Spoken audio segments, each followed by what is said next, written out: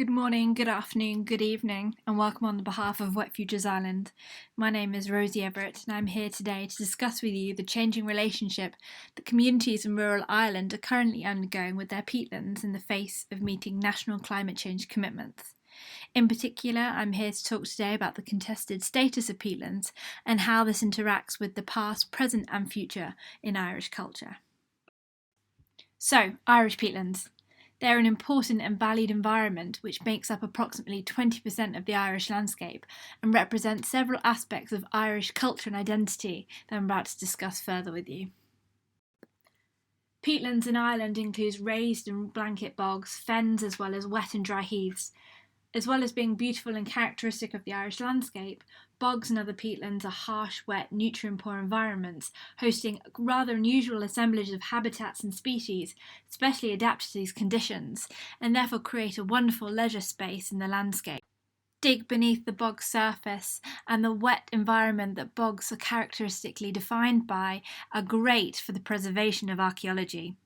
In this picture, for example, this is the Cloney Cavern Man, an Iron Age bog body preserved in situ and finally found beneath the peat, representing just one of the many communities of prehistoric people that used to live on and work with the bogs.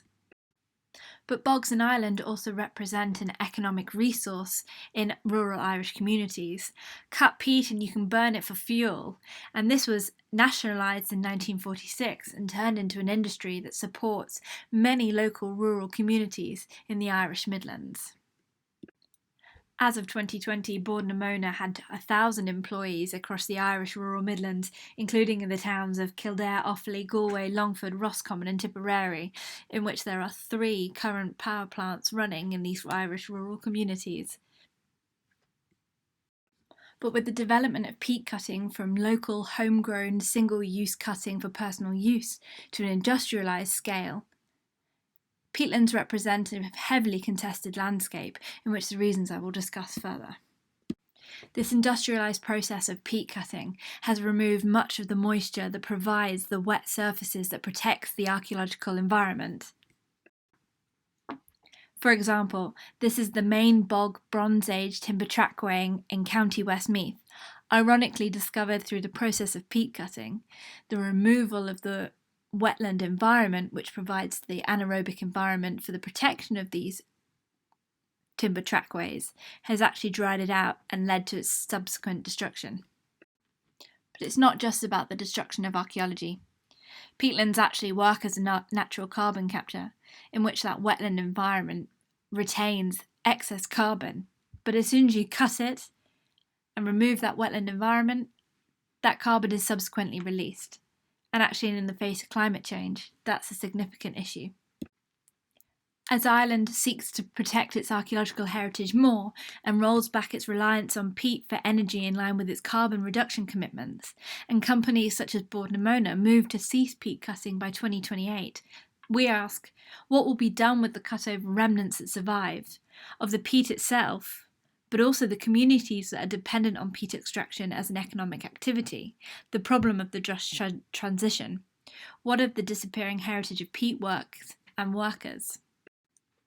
One of the main questions we ask ourselves as researchers, particularly in the work of Wet Futures, is how do we unify the different communities with different investments in peatlands, particularly in moving forward for peatland rehabilitation, and using that to address not just the carbon emissions question, but also for the communities that are left behind. I actually put this picture of Seamus Heaney in as an example of moving forward. I'm not talking about the poetry and the romance that comes with peatlands and the imagery that the work of, the famous bog writer Heaney projected, but actually a practical approach to engaging with these communities and unifying heritage and archaeology as one movement. As archaeologists, and peatland archaeologists specifically, we are always going to swing that baton of archaeology. But actually, archaeology and archaeological research brings tourism, it brings jobs, and it brings interest to a local area that might be forgotten normally. A fantastic example of this is the Corley Visitor Centre in County Longford. It's a local attraction in which conserved sections of this Iron Age timber trackway roughly 2,150 years old, is displayed. The museum has a cafe and it has local employees, so actually it's bringing in a local economy. Part of the Wet Futures work is to engage with these communities on former Bordner monobogs, such as at Abbey Leaks. What we've been doing is going in as archaeologists and engaging with the local community with the potential that these sites have for archaeological remains. We describe what we can do as archaeologists and how we can involve the local community in that process. Part of this community engagement project is about a practical approach which engages communities on a hands-on event. This includes creating replica archaeological artifacts and using them to demonstrate how they could have been used on the bogs during prehistoric times.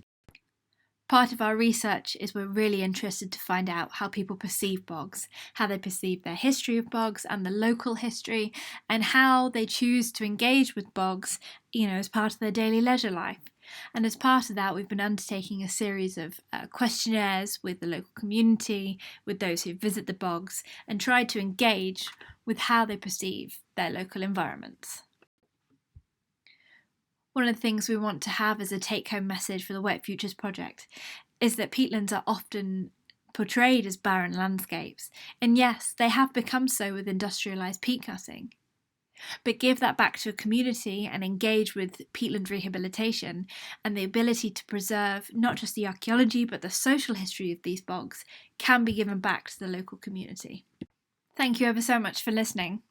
If you have any questions, please direct them to myself or Ben Geary on the emails on the slide. Also, please follow us at @WetFutures on Twitter. Thank you very much.